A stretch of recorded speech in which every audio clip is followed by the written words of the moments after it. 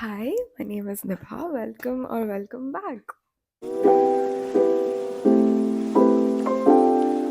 In today's video, we are going to be discussing manga or manhwa. I'm really excited to buy soon, hopefully. Firstly, a little bit of background. I started reading manga and manhwa in 2023-ish. So it's been around 2 years now since we're in the beginning of 2026. But I only started collecting them very recently. I bought my first ever copy of a manga in September 2025, so last year. And obviously, it was Green Yuri. There it is. Isn't she stunning? She's gorgeous. Okay. So after that, the I own only 3 volumes as of now. So two manga volumes and one manhwa volume. So I have the second copy of Green Yuri 2. And then this was so exciting. I got the first volume of A Stepmother's Miarshen. I looked up the pronunciation. I think I still butchered it. A Stepmother's Miarshen. I think. Okay. Let's go. I'm so excited. Obviously, firstly, I want to buy the third volume of Green Yuri. The Japanese version has the fourth volume out. It's going to come out really soon. But the English one has only 3 volumes out yet right now. So I need to buy the third one too. And then I want to continue buying the rest of this series. I think volume 6 is coming out sometime this year in July or September. They changed the cover too. The cover is a little different now, I'm pretty sure, but I don't know who it is on the cover now. Anyway, O'Hara is no longer on the cover. Okay, moving on. So I want to buy the rest of the 4 volumes out right now. I'm so excited for the next one because next one is the Nora volume, and then so it's going to be a complete set, 2 people set with Nora and Shuri.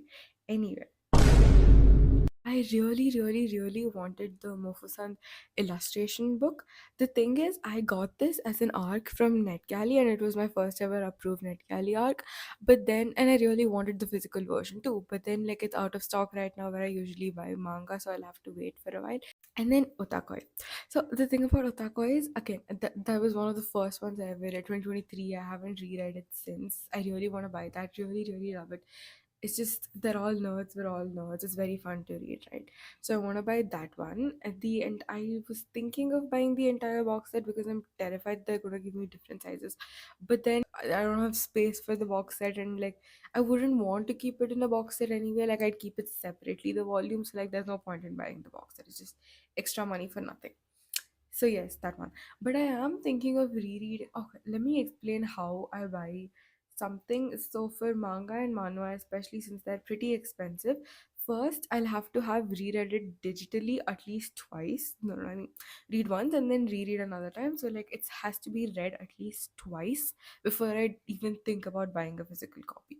And that's the thing that has happened with most of the ones I want right now. So it's fine either. So this is one criteria, and the other criteria is that the series should be finished because I should like the end, and I should make sure the author doesn't turn out to be an awful person, like you know. So it's a reading Red String Quest, and the author used grok to like make their characters move on, which was so stupid, so I like dropped it immediately. So I want to make sure none of that happens and that the author is a decent human being. So that um so that's the finishing part. But then for some, like a stepmother's mm, Miarshen, oh my god, I should stop. So for that one, I sometimes like it's so good that going to end up loving it. So like that's what happened with that one and Green Yuri. So even though they're not finished, they still, even though they don't meet the criteria and they're not finished, they're still being bought by me. Anyway, I hope the authors don't turn out to be awful people. That's all I'm hoping for. Anyway, so that rant over. And then I really want to buy Who Made Me a Princess. This is such a classic manhwa. This was one of the first in the whole like transmigration isekai genre in manhwas. And it's such a classic and it is so good. I've reread it, so I reread it once, the whole way obviously. And then I read only the angst parts because I wanted to cry my eyes out, like, especially and he forgets about her and he's all like, leave the kingdom, yada yada yada. That was a partial reread, and then very recently, last year, I read from start to finish again. And I was like, okay, so I still love this, so I'll probably end up buying it. That is also on the list. Not very high up though. If I per se priority, wait, should I discuss the prior? I'll discuss the priority at the end. And then last game. I'm beginning to think that Last Game might be my favorite shoujo manga ever. I used to think it was Kimi ni Todoke, but then, like, I don't know, like, I read it recently and I was like, "Mm, this might be better than Kimi ni Todoke." But the thing is, I still have like a couple of volumes left in that one, so I don't want to make a decision yet, and I want to reread it again to decide which one I like better. Like I want to read Kimi ni Todoke again. But this one is so top tier and it is so underrated. Like people don't talk about it enough. You know, the classic shoujo starter pack. It's like Kami-sama Kiss and then Kimi ni Todoke. And then you have like Blue Spring Ride. And then you have what else is there? No, no, sometimes. Which is horrifying. Oh my god.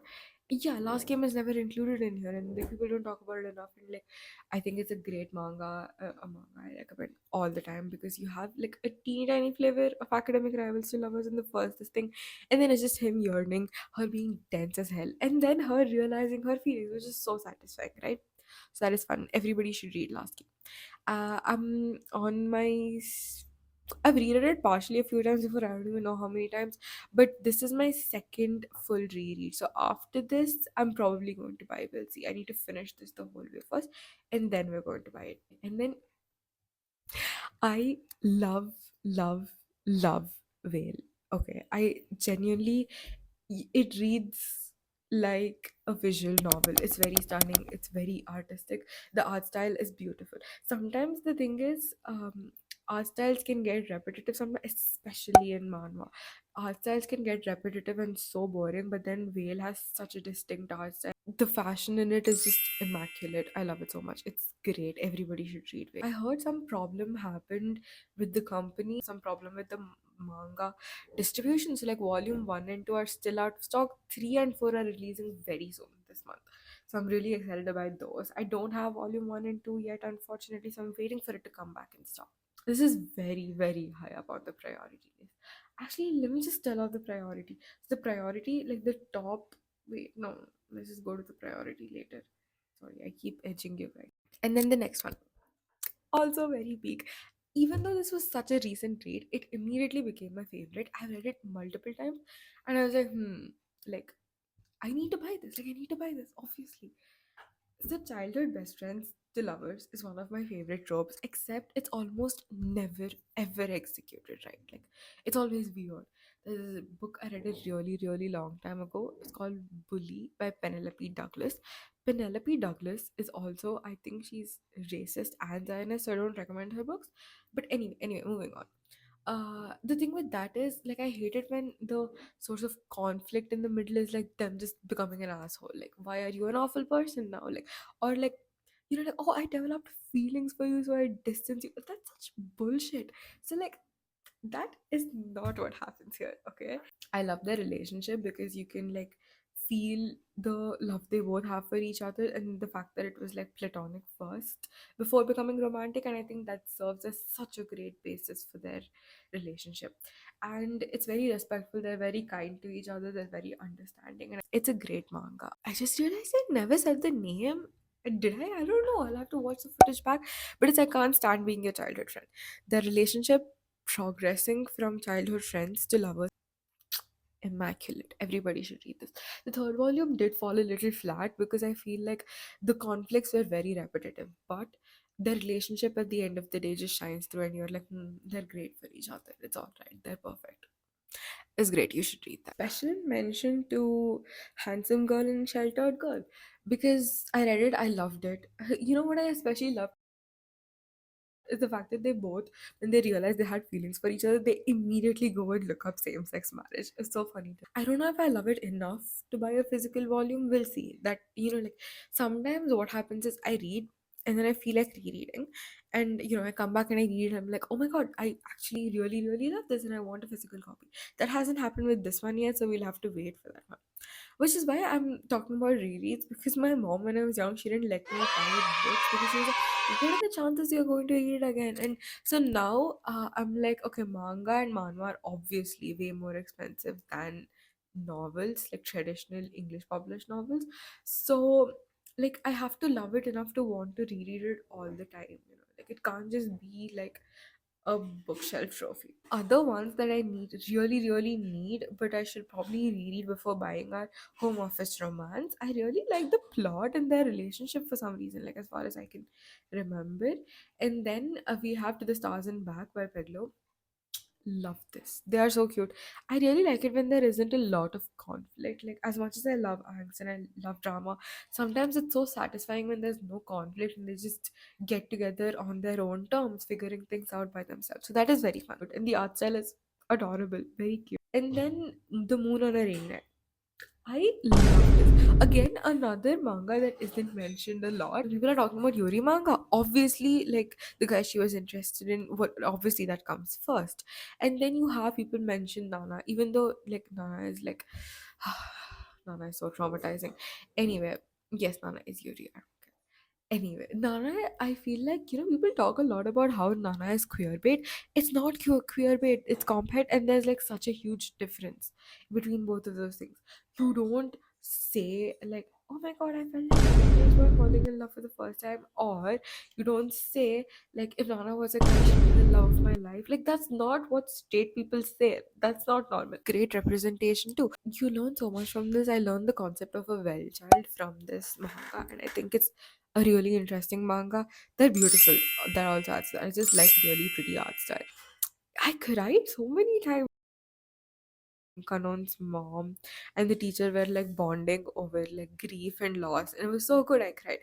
Okay, and this final section is for either Danmei I haven't read or manga that is still ongoing, so I don't want to buy it yet. Firstly, The Fragrant Flower Blooms with Dignity, or Kaoru Hana, as I call it. It's beautiful. One of my favorite aspects of it is like leaving like Kaoruko and Rintaro aside. Like, I love Saku and Subaru. Like, I can they get together already? Like, I love them so much. Great. Something about the way they're both like really into academics and they're both so serious, and their date, not so date was also like in the library. I'm so sad. And I really want to watch Subaru get jealous. Like, she needs to be like, no, I'm just really comfortable with him. And then she gets so fun, right? Anyway, I'm getting so excited. Right. That romance aside, I feel like all the adults in this manga are very reliable. Like, for the first time in my life, I was like, wait, maybe adults don't suck. So like, that was very fun. All the adults are like great, wonderful people. I love the discussion about their careers, and the people in like the library, bakery, the Rintaro family bakery, they're all such wonderful people, and like everybody has something to say. And I feel like at that age, like at 18, I would have killed for that career advice. I'm waiting for this to finish before I buy it. What if I hate the ending and like it just ruins the entire series for me? Secondly, Fallen Away Falls Angels, another peak. I think I'm really really drawn to like academic rivals to lovers. Like, I know this already, like I'm just telling you guys. It's a great trope, one of my favorites. Maybe I should make like an entire video about recommendations from that. I'm actually thinking of doing trope specific recommendations, and also like, just if you like this, watch that, because I've read such similar things in different mediums. You know what I mean? Like, there's a K drama you'll love if you love this book. Like, that's what I'm talking about.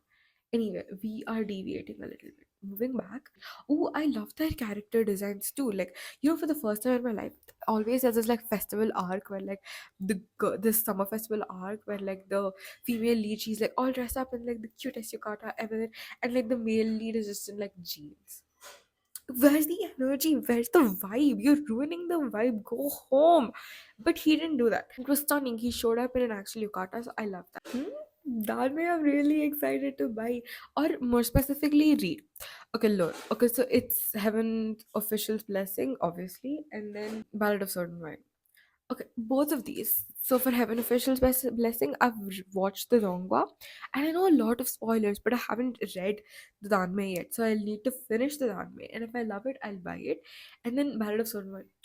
I've read the first volume. I think I'm going to love it because I know so much about their relationship, and I love their relation. So both of these I'll have to finish reading, and then I'll buy. I'm really excited. Let's go.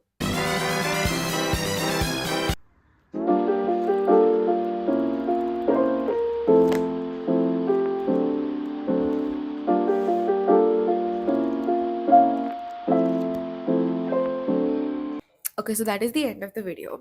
I hope you had fun.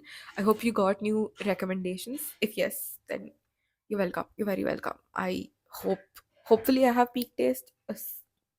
People have told me that. I don't know. Anyway, so I hope you guys had fun. Thank you for watching, and I hope to see you again. Thank you. Love you. Bye bye. I need to make a title card. I'll do it.